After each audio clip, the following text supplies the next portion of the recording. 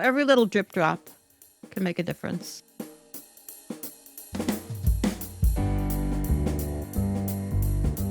Welcome to the Hen Report. This is Jasmin Singer.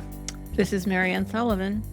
And this is part of our hen house. Per usual, our hen house is many different episodes that come out throughout the week. Rising Anxieties comes out on Tuesdays, the Hen Report on Thursdays, the long form interview on Fridays, and bonus for Flock members comes out on Mondays.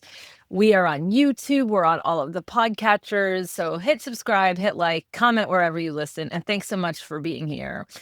So, Mariann, I wanted to check in with you about this like totally bizarre thing that we did in the middle of a weekday, which is go to the movies. Right. Because I think I mentioned this on Rising Anxieties that we Okay. were going to go to the movies this week, and we were going to see what I refer to as Hoopers.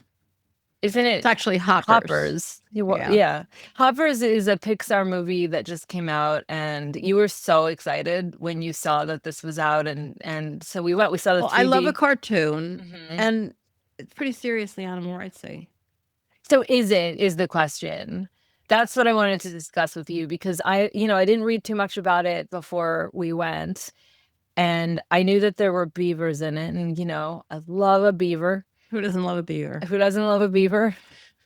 And this was about an animal rights-oriented girl, we'll say, who becomes like a 19-year-old, which is most of the film takes place while she's around 19, and she's trying to save like a nature preserve, which is going to be destroyed to become a highway. And as part of this, she sort of like stumbles upon this experiment that one of her professors is doing, where they're able to like create a robotic version of Don't the do animals. spoilers. Don't do spoilers. All right. Well, I don't think that was too much of a spoiler, but she's able to communicate. But if you went any further, it might.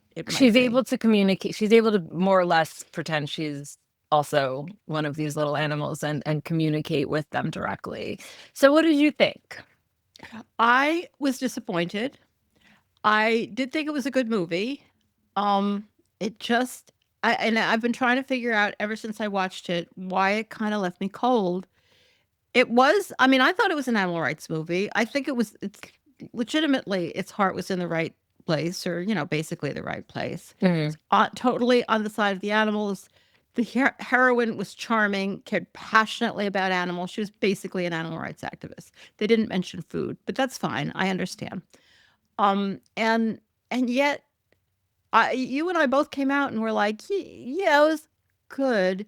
And you were the one who brought up, well, there was something missing from it or different to it than movies like, well, you mentioned Bambi, but since I haven't seen Bambi since I was 6, which is a while ago, I wasn't thinking of that so much. But Chicken Run, one of my very favorite movies ever. Hilarious, beautiful, charming, totally on the side of the chickens. And it's not because that was about chickens that this was about wildlife. The animals, struck my heart just as much. Oh yeah. But I've been trying to think of what it is, and it was just a little there was a lot, maybe a little too much going on, and it kind of presented itself, as you pointed out, as science-y, like this was a real opportunity, even though it was a cartoon, and obviously it's a fantasy, and obviously Chicken Run is a total fantasy because the chickens are like, dressing up in outfits and chatting with each other, but this was kind of presented itself as science-y with this whole experiment, and then the animals didn't behave. They behaved a little. I understand that they did a lot of research into what beavers actually do, and there was some really cute stuff around that, like their enthusiasm for building a dam, like how it was just their favorite thing in the world to do because they're beavers. But all in all, the animal behavior was not like real animals. And there was just something, there was a lot of weird things, and there was just something about it that just left me cold. I don't know. I feel a little bad about it. I highly recommend it because I think it's getting great reviews. And I'm probably the only person other than you who was like, I don't know. Oh, I think it's going to be a huge tool for people to speak about animals. And like loads of people are going to see it. If you have kids in your life, Loads of kids are going to see it.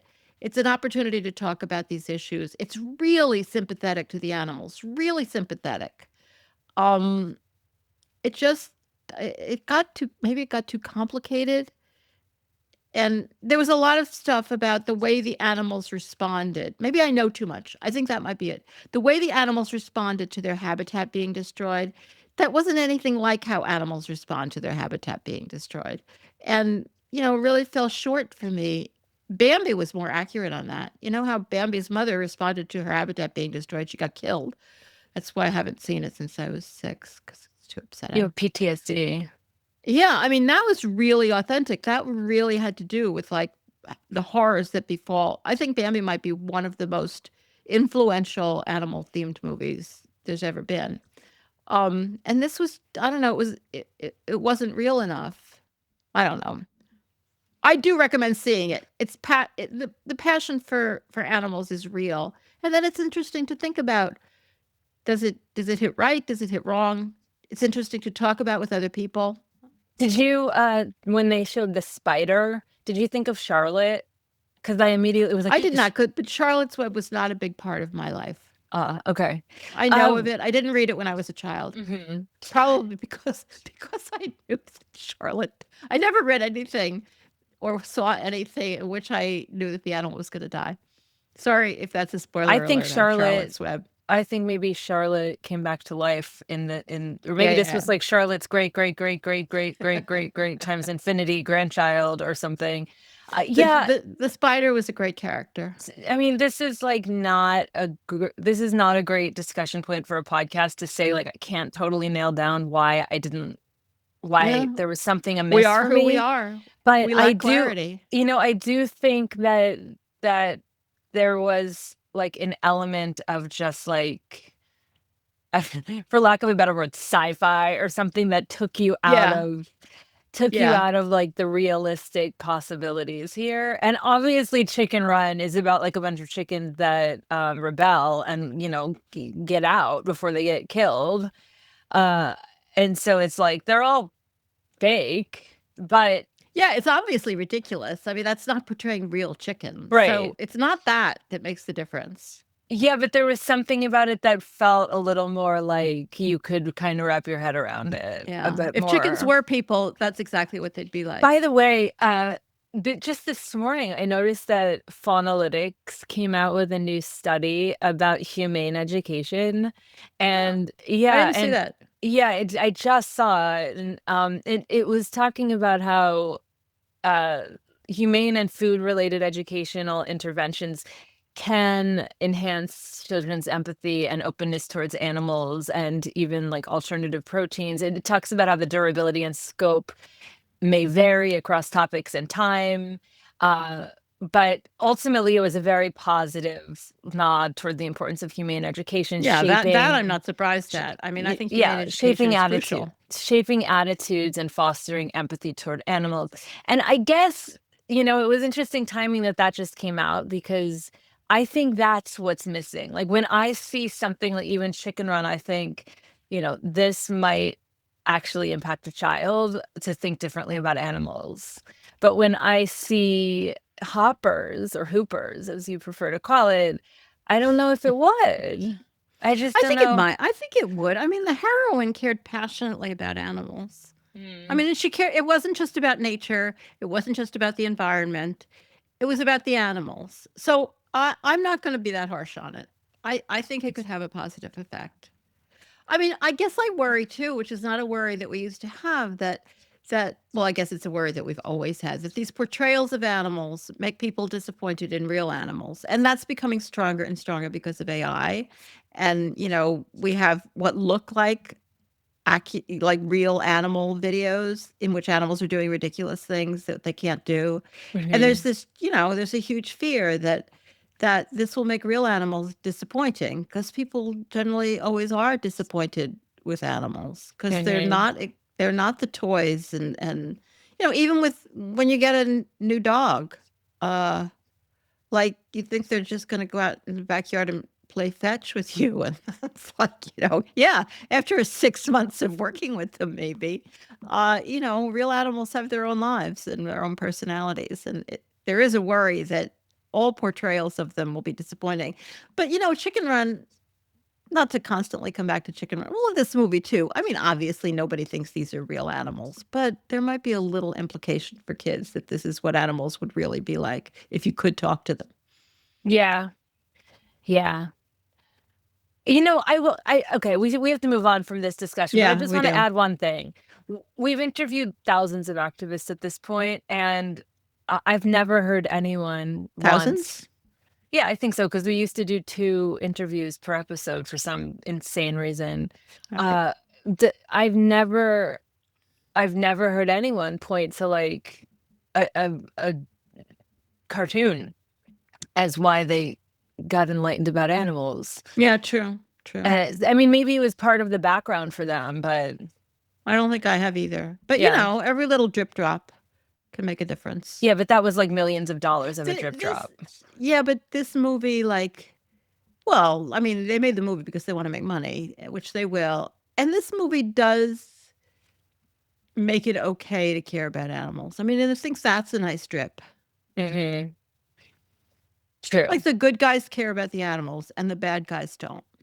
I can't imagine they'd make a movie where the good guys hated animals. It would be a Right. weird movie. I was, her grandmother was a big part of her life, and like that gut punched me because my grandmother was such a big part of mine.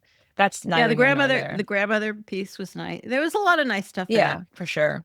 All right, let's move on. So, you all know, well, maybe you don't because you're not in my head, though figure you should be if you've been listening to RNS with any regularity. Why aren't you in my head? That I love Tig Notaro. I've gotten to interview her, and I've also gotten to meet her several times. I'm a huge Tig Notaro fan. I also don't generally care about celebrities, but there are a few exceptions, and she is one of them. Yeah, there are definitely a few exceptions. Yeah, but not that many. I really, truly like. But Like, when did the Liza Minnelli biography come out, and when did you start reading it? yesterday and yesterday. Yeah, And we okay. better hurry up because I have to get back to that. She's not a celebrity. She's an icon. There's a difference. Oh, I see. I see. Also, I just played Judy Garland, and I'm at the part where she's like, really in it with her mom. All right, Judy Garland. I did not. I'm sorry, everybody. I did not mean to bring up Liza Minnelli. Which reminds me of the fact that she married Peter Allen. Sorry, I'll stop. Oh, stop it. Okay, it's your fault. So this video came up where a comedian / podcaster named Laura Clary, who I admit I didn't know who she was, which doesn't Yeah, say anything. I don't know her who a either. lot of people are. I don't know loads of people. Yeah, she was interviewing Tig, and somehow, Tig mentioned she was vegan, and then Laura Clary was like, I am too. And they kind of had this moment, and Laura said something like, aren't you, tired of everybody hating you? And Tig kind of was like, She's a little taken aback, I think, Yeah. at first. But then got Yes. into it, Well, then- she kind of just like turned it into sort of a joke, but Yeah, which, she's a comedian. but like maybe I just am hardened to this, but I don't really think people hate vegans. I think that like most people don't. Well, I think that's been a trope care. for a long time. I mean, and I think we've indulged in it as well. And I like you, I'm a little sick of it. Yeah. So what did you? I mean, like there was something about it that I was like, huh? Like I guess I just was like, maybe people just hate you, Laura. I don't know. I mean, there were actually two things. One is like the unbelievable shock that Tig Notaro was vegan. I'm right about that, right? Like it's not that shocking that somebody should be vegan. Like, we can take it in stride. We're not the only people in the world. Yeah, but the main thing was this, like, how does it feel to have everybody hate you? I agree. My experience is that mostly people just don't care, which is disappointing, but it's certainly not the same thing as hating you. And I know that my experience might be different than others people's because people, I don't know, people don't confront me as much sometimes. But I think at least a part of it is too many vegans. And this is certainly not everybody, but people who indulge in this idea that everybody hates me because I'm vegan. too many vegans just want to feel like a victim. I mean, Wait, too many. hang on. I This have, makes hold them on, human. hold on. We have to do animal liberation. Hurry. Here's a little piece of paper. There's the beetle. Oh, okay. Hang on 1 second, everybody. Here, you can use this if you need to. We're liberating an Oh, animal. one of those what do they call? I forget. Thank you. I don't. What Yeah, I kind of have them animal in is my. that? They're coming out in my house too. They're like, it's a baby ladybug. Oh yeah, the one I'm thinking of are much bigger than that. Okay, more Yeah, liberated the her. bugs are starting to emerge, and some of them have been living in your house, so that's where they're emerging from. Oh my God, that's so funny. Like what a that's like a horror movie trope. The bugs are or starting to emerge. or a friendly visit from friends. All Well, right. okay. Anyway, I just wanted to mention I'm sick of this. I'm sick of this trope that everybody hates vegans. Not everybody indulges in it, but if you do, stop, because not everybody hates you, and it's not particularly helpful. I mean, we really want to be a movement that goes around advertising that if you join us, everybody will hate you? It's just not good activism. That's not Yeah. appealing. Yeah. Um, Yeah. and also it brought up for me, you had sent me this Substack, which I haven't read carefully yet. I'm sorry. It's by Becky Nemec, Dr. Becky Nemec. I hope I'm pronouncing that right. And this is really interesting because she's talking about some research conducted at the Animal Human Policy Center, which is in Colorado, which I have to learn more about. Pluralistic ignorance in the animal protection movement. And she starts off saying, "Do you sometimes feel like you are the only one who cares about animal suffering? Do you find yourself censoring what you say about animal suffering because you think no one wants to hear it?" And then she totally debunks that and says people care, people who care about animals drastically underestimate how much other people care about animals, and it's holding us back. So I think the vegan thing gets in the way, like, obviously, we think, I mean, this isn't, now I'm talking for myself, not for Becky, but Mhm. obviously, we think that if people care about animals, they should be vegan. And so we conflate those things because it only makes sense to conflate those things. But other people don't conflate them. And we tend to think that, well, then they don't care about animals, but that's not true. Actually, people care about animals a lot more than we tend to think they do. Isn't that interesting? I think that's something we have to hold on to. Well, and it And might actually, just, it had something I have to read the rest the you rest of know, the article before I talk about it on the podcast. yeah, But we'll we will link link to to it so it, you can read it and too. people could subscribe to her Substack as well. But yeah, it does make me think a little bit about one's general foundational attitude. Like, I tend to think, when I get into a not great place, I tend to just assume that everyone's against, I'm gonna like, Yeah. nobody likes me, everybody hates me. I'm gonna go eat some We all see ourselves as cultivated victims. cultivated meatworms. Uh, but yeah, I like when I think of people like even, my mom in a way that I have kind of hearkened in a way I have sort of attributed to ignorance, but I think that's mean What? of me. My mom sees the best in Your mom is people. vegan. Yeah, yeah, yeah. But she sees the best in people as a foundational worldview, I think. And I don't.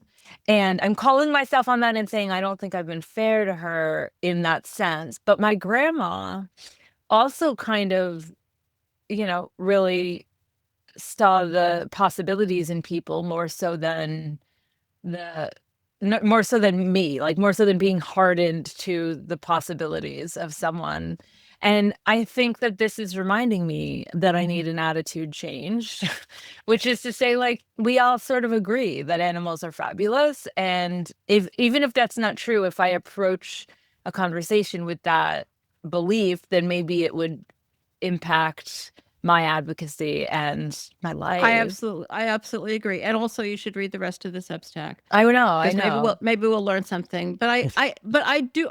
Aside from that, I mean, I think there's a certain naivete that we should avoid because I mean, as we all know, and we don't have to go into this a lot. The people do care about animals. I'm conceding that. People probably care about them more than I think they do. But we have to deal with the block they have about doing anything about it. And we're not being naive about that. I mean, that that exists. That's real. And that that's a problem.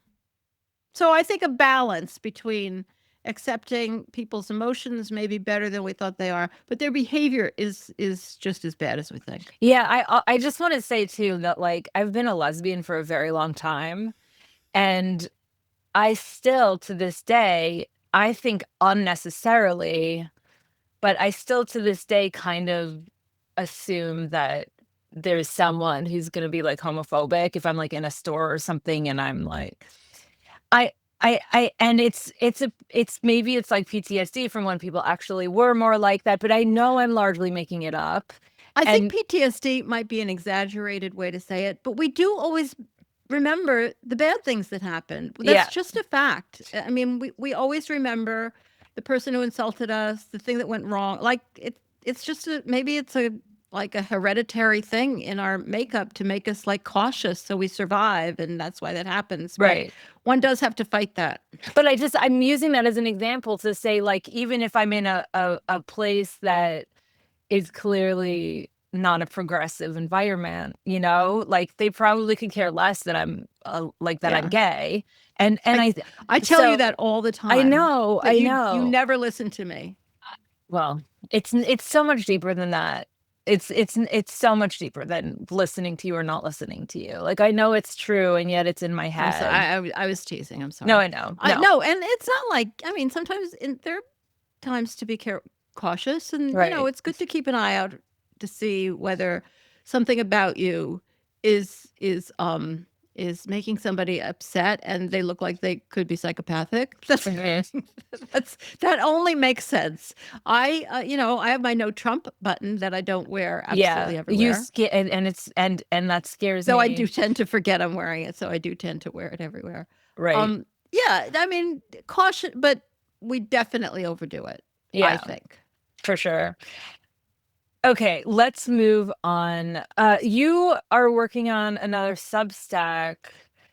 I don't know if it will be published by the time this comes Well, out or yeah, it not, depends on but I that have read depends it. on I have read it and I really appreciate it. I really, really liked it. I liked well, it more it than it your was in last one. response to what you said about my last one, which some people might have read. It was about creating campaign around keeping calves with mother cows for at least 6 months and boycotting milk unless that happens. All right, so I mean, I didn't create a campaign, but I wrote out my thoughts about what a campaign could look like. And you said, well, I mean, I don't think you were opposed to it, but you thought it was very welfare and people who were enthusiastic about welfare reforms might, but were enthusiastic about veganism might not like that because I wasn't asking people to go vegan. I was asking them to boycott milk. It was really a small ask. Boycott milk. So I decided to write another thing why I thought it was different than a regular welfare campaign. There are two kinds of welfare campaigns, and this was in the second kind. The first is the kind of welfare reform, like cage-free eggs, that is at least arguably doable by the industry while still remaining profitable and producing eggs. And we're like cage-free, Mhm. that could happen. We're trying to talk them into doing something that is possible, which seems to make sense to anybody. All right, Yeah. but this is not the kind I was thinking of. I was thinking of something that I'm calling existential welfarism. And that is asking the industry to do something that to most ordinary people would seem the very like absolutely obviously has to be done, but that the industry actually can't do without going out of business.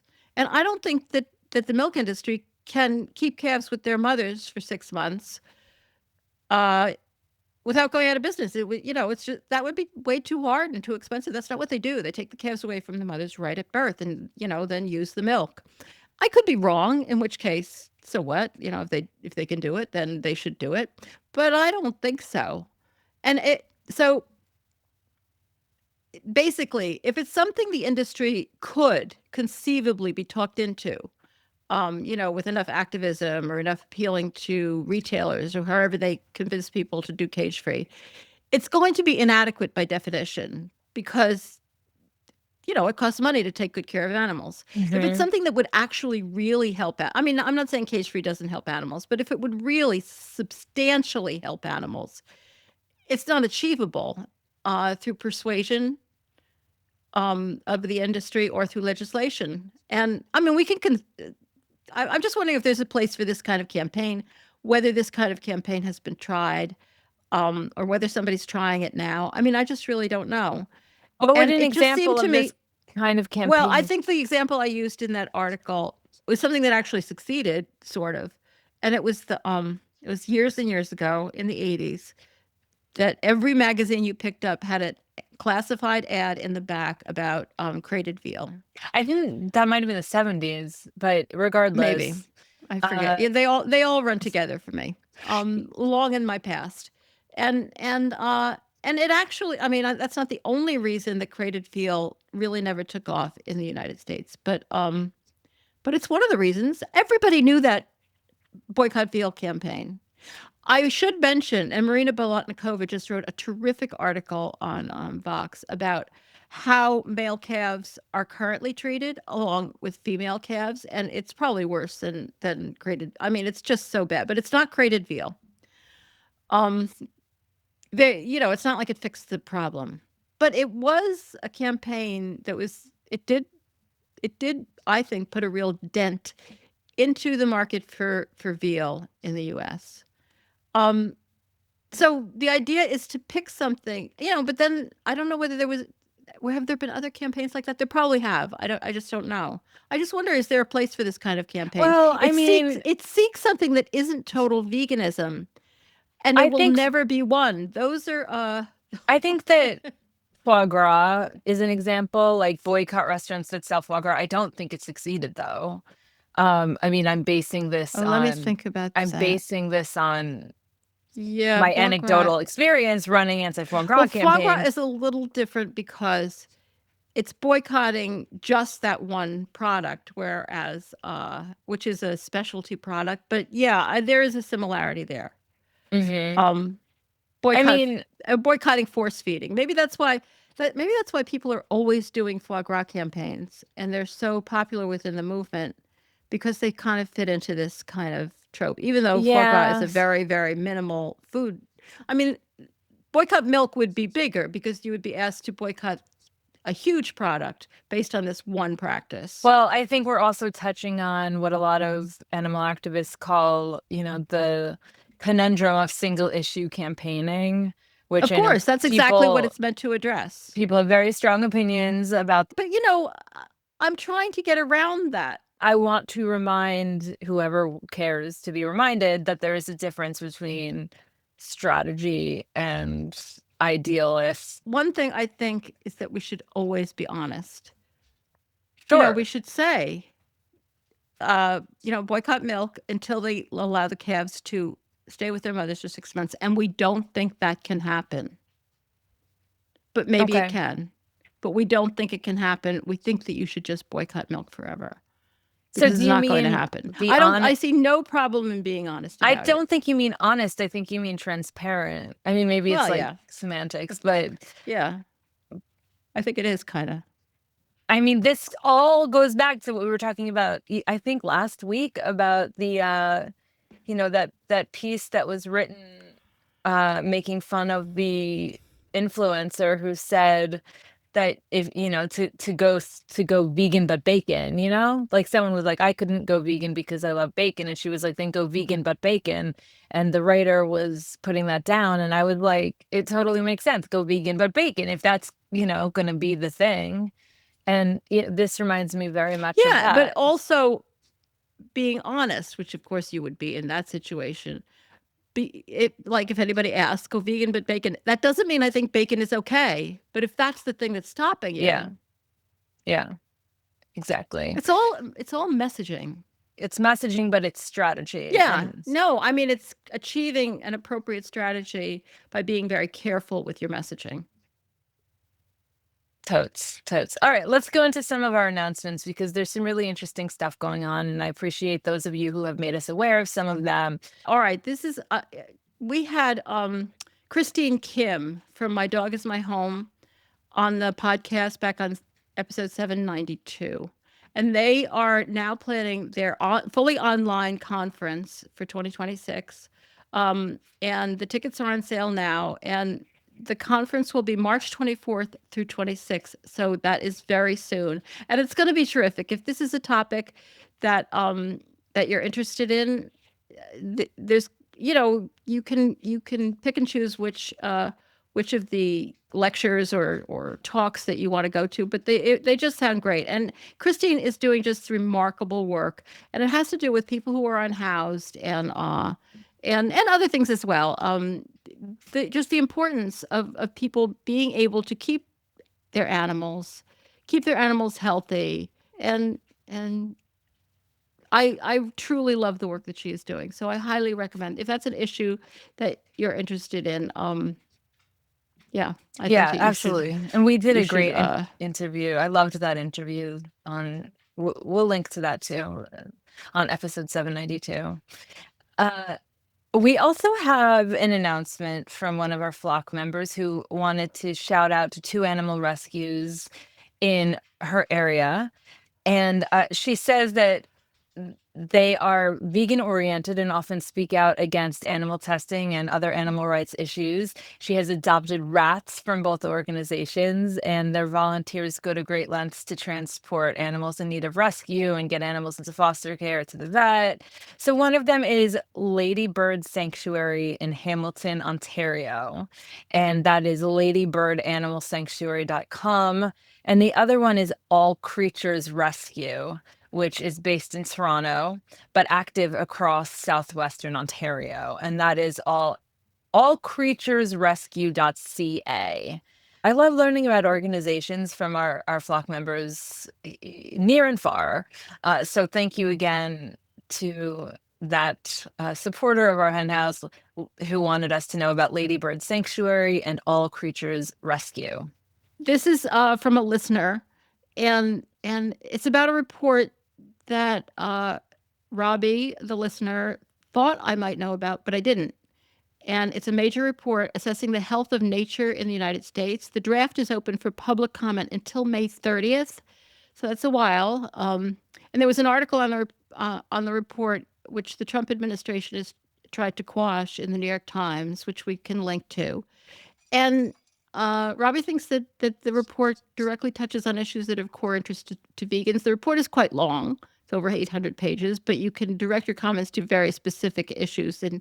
And if you're interested in that, I totally agree. The comments from the right people could be very important. So we will link to that as well. And then finally, this is just a video I saw that I thought people might like. It's um it's called "Is Factory Farming Our Worst Crime?" And obviously it is. Like, I don't think anybody would argue about that.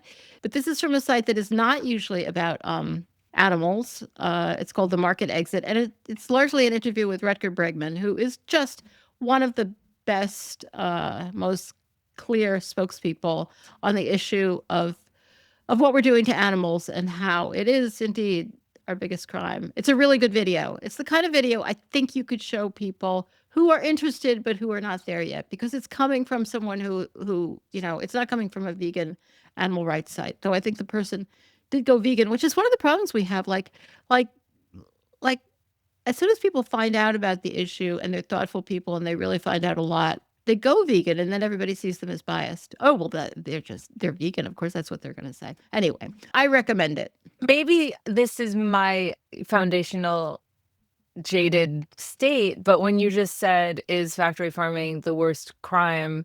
You just said, I think nobody would argue that the answer is yes. I think plenty of people would argue Oh that yeah, the of answer course. is That's ridiculous. That's but ridiculous. Well, would you're absolutely right. I sort of meant everybody listening to this. probably.